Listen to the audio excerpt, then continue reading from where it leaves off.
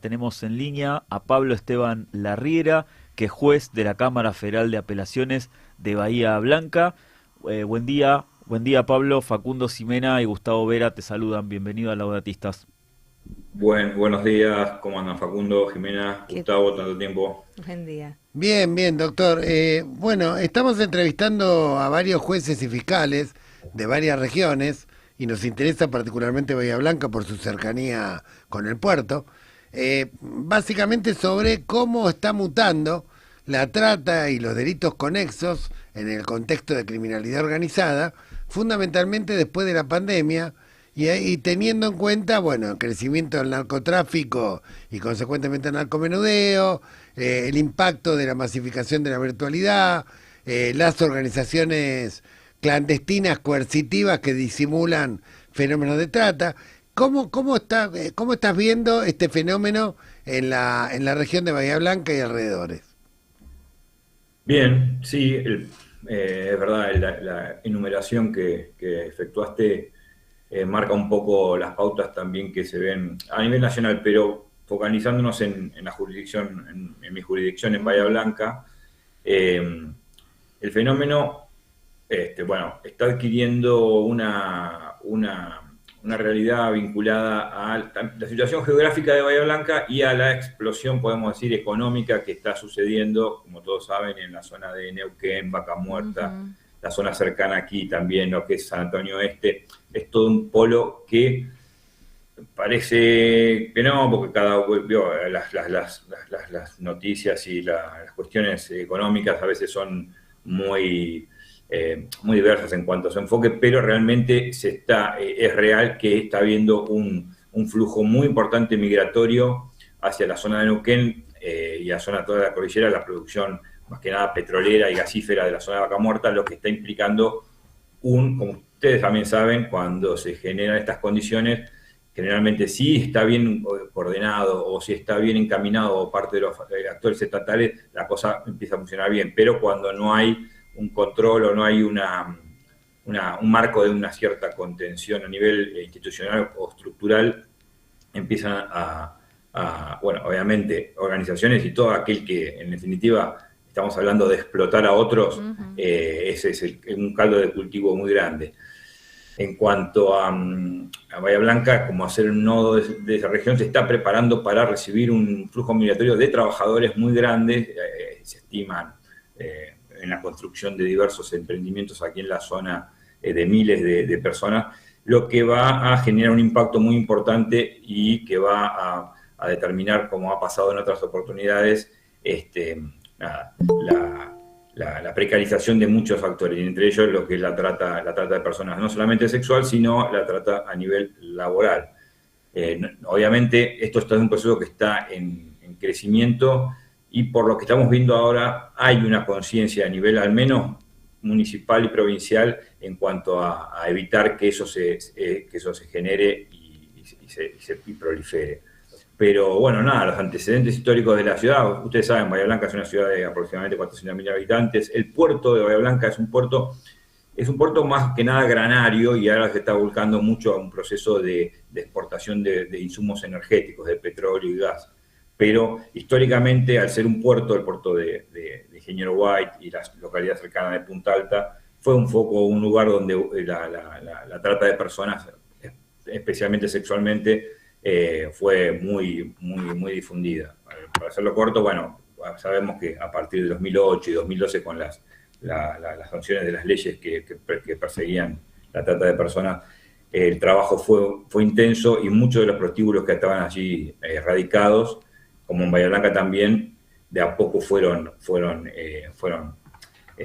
intervenidos, allanados y mal que mal, aunque a pesar de que en otras jurisdicciones fue más temprano, en Bahía Blanca tarde llegó la cuestión. Luego tenemos todo el otro ámbito de la jurisdicción de Bahía Blanca, que es la zona de La Pampa, que la zona de La Pampa, ustedes también saben, tuvo una dinámica muy particular. Tuvimos casos de intendentes que habilitaban prostíbulos y 25 de fueron mayo, sí, hay Ujú. uno con correcto. sentencia judicial 25 de firme. mayo, Bravo, luego tenemos el caso del intendente Rogers de Lonquimay, Sí. que también había habilitado y terminaron condenados, ¿no? Esas condenas confirmadas hasta llegaron a la Corte Suprema y fueron confirmadas. Pero bueno, básicamente es un panorama rapidito de cómo está Bahía Blanca, de las cuestiones, de los desafíos que se vienen. Y en particular, bueno, nada, si quieren consultarme, pero en particular tuvimos un caso recientemente de lo que está también viéndose, que es esta captación a través de medios informáticos y una especie de tarotista o pai aquí en la ciudad de Bahía Blanca captó a una joven utilizando estos medios, la trajo aquí y bueno, ustedes saben también que el sistema acusatorio se está implementando en toda la Argentina y aquí particularmente la verdad que la labor del Ministerio Público fue rápida, expedita. El hecho se denunció en noviembre, creo, diciembre del año pasado, y ahora hay una condena firme por juicio abreviado, 4 años de prisión contra este sujeto. Así que en este caso hay que decir que realmente el sistema acusatorio funcionó correctamente. Funcionó rápido. No puedo, sí. Sí, no sí. puedo. Estuvimos siguiendo esa noticia y de hecho la del tarotista sí se la conoció por lo menos desde el punto de vista mediático en los medios de comunicación, la estuvimos siguiendo y difundiendo en un boletín que hacemos semanalmente en materia de trata y explotación. Y bueno, consultar eso, cuál es la incidencia, eso también es una pregunta, un eje que trabajamos con los distintos actores del Poder Judicial, cuál es la incidencia, ¿no?, que tiene la virtualidad, las redes sociales, las aplicaciones frente al delito de trata y cómo fue modificando la dinámica del fenómeno, por lo menos desde el punto de vista judicial, cómo lo están viendo. Bien, realmente de mi parte puedo decir que estamos recién calentando motores en el tema, porque a yo no ser parte, bueno, obviamente con Gustavo nos conocemos, yo me desempeñé como fiscal federal en su momento en Mar del Plata, Sur y otras jurisdicciones, y ahora como juez, obviamente no tenemos como decimos, no estamos empujando el carro, nosotros somos los que recibimos los casos y tenemos que resolver, pero lo que puedo advertir es que no hay todavía una estructura específica o dedicada a intentar abordar esta problemática, este fenómeno que es obviamente hasta a nivel generacional, puedo decir que nos plantea serios desafíos. Yo sé que a nivel educacional, a nivel municipal y a nivel local hay campañas de concientización y hay campañas de abordaje del tema, pero no desde la trata, sino desde todos los peligros que implican las redes para los jóvenes. Pero realmente lo que sí podemos advertir es que es la puerta de ingreso y el ámbito de captación en el cual todavía sé que el Ministerio Público a nivel nacional está abordando el tema, pero aquí a nivel Bahía Blanca este caso fue un disparador, una alerta, y sé que hay que trabajar al respecto. Doctor, con respecto a la trata con fines de explotación laboral y particularmente la producción intensiva, como era recurrente, por ejemplo, encontrar casos en Villarino y localidades parecidas, ahora que se ha flexibilizado de alguna manera ciertas regulaciones laborales, se ha eximido de multas por trabajo no registrado, ¿cómo incide eso, digamos, para poder detectar, digamos, la trata con fines de explotación laboral o situaciones de reducción de la servidumbre y diferenciarlas de lo que puede ser simplemente una falta en la registración laboral? Es buena pregunta, porque sí, es verdad, al cambiar, obviamente la normativa es el marco en el cual tienen que analizarse estos elementos, pero los indicadores básicos de trata los conocemos y si se dan a pesar de que haya una flexibilización de ciertos parámetros laborales. Entiendo que no habría obstáculos para que un fiscal, obviamente ahí tiene que ver mucho la gestión y el interés estatal en perseguir esto, porque los fiscales generalmente reciben la información a través de organismos como en su momento era el Ministerio de Trabajo o los sindicatos o las organizaciones obviamente de base, que son las que tienen los pies en el terreno y que llevan la noticia, los datos sobre presuntos delitos a los fiscales. Estos son lugares, como ustedes bien saben y bien señaló Gustavo, Villarino, el sector de los yegolleros que históricamente permitían condiciones laborales que se fueron trabajando ministerialmente, pero que bueno, hay un gran peligro ahí atrás, hay una gran un campo ¿cómo podemos decirlo?, de posibilidad de que estas prácticas ilícitas puedan reproducirse, y lamentablemente cuando la situación económica en general no favorece, esto alienta obviamente a los factores de vulnerabilidad básicos que cualquier persona tiene a la hora de conseguir un trabajo, ¿cierto?, de ser víctimas de este tipo de maniobras. ¿Y has observado en las últimas campañas agrícolas de producción intensiva que lo que antes era el vaqueano, el cuadrillero, el que iba a buscar gente de alguna manera a otras localidades vulnerables y traerlas con promesas engañosas, ahora haya sido reemplazado por directamente un enlace virtual o una captación, un contacto virtual? Sí, no hemos tenido en concreto últimamente de ese tipo de enlaces. Sí hemos tenido casos que han llegado a la Cámara el año pasado en las localidades de La Pampa, donde sí, utilizaban la mensajería tipo WhatsApp, y la investigación a través de la mensajería de estos mensajes mediante WhatsApp permitió develar los reales contactos y las reales condiciones que se le ofrecían a los trabajadores que iban, golondrinas que iban traídos de otras provincias, es así, para ser explotados en la zona agrícola, en este caso de Ascasubi, una zona, un lugar cercano también aquí a Bahía Blanca. Pero sí, ese es el último caso que hemos tenido contacto. Bien, doctor, al menos de mi parte la última pregunta. Sabemos que la trata, bueno, obviamente responde al fuero federal, pero hay muchas causas que se inician a partir de delitos u otros fenómenos conexos. Si bien usted no es un juez de instrucción, por lo tanto tal vez no tiene la vinculación directa, pero hay una buena articulación, porque sabemos que en algunos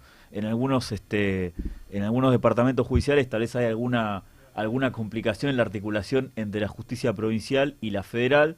Tener su opinión respecto de si se puede hacer ese enlace con la justicia ordinaria en el caso del departamento judicial que abarca Bahía Blanca. Sí, correcto. Sí, buena pregunta, porque mi experiencia personal, yo llegué aquí en 2018, es que hay al menos en materia de narcotráfico lo hubo, y en materia también de delitos de este tipo, que obviamente interviene primero provincia, también hubo actualmente existe una buena intercomunicación. Inicialmente debo decir que en 2012, 2013, la mayoría de los procedimientos sobre los prostíbulos eran efectuados por la jurisdicción provincial.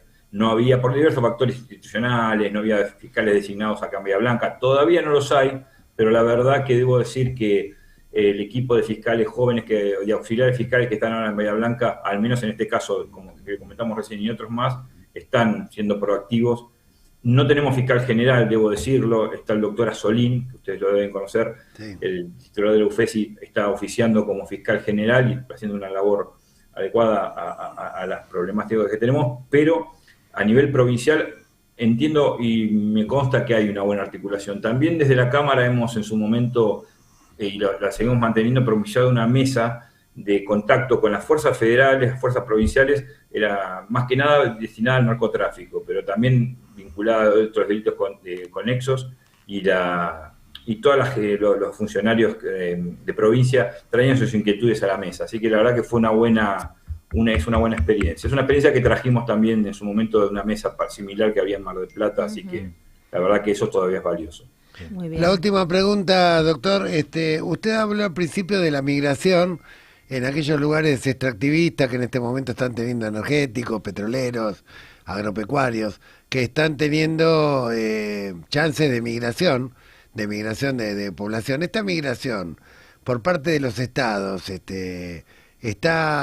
¿contempla una planificación familiar o estamos hablando de una migración de hombres masivamente que van a estar un poco desarraigados y en los cuales se genera, como suele ser habitual, una especie de caldo de cultivo para tratar de crear, digamos, una demanda de servicios sexuales o de estupefacientes?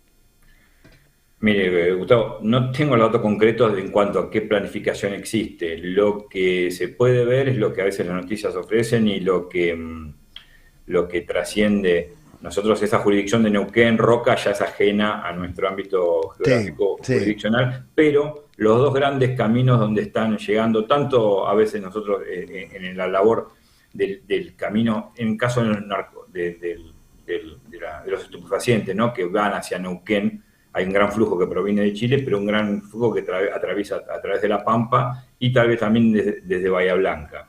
Eso no ha cesado, pero en relación a lo que es estrictamente trata de, o sea, nada, el flujo migratorio más, de hombres es lo que se conoce como usted lo describe. Eso es lo habitual. Obviamente debería existir algún tipo de planificación estatal para poder contener todas estas medidas, pero por lo menos aquí en la región no se da todavía. Hasta aquí lo único que tenemos es condenado al intendente cercano, del 25 de mayo. Ahí que, claro. Exacto, a Bravo, y en su momento Roger, previo a Roger, que era otro también que estaba en Lonquimay, pero bueno. Claro, sí. claro. Bueno, doctor, le agradecemos mucho esta entrevista, y bueno, estaremos en contacto, y bueno, a disposición. Bien.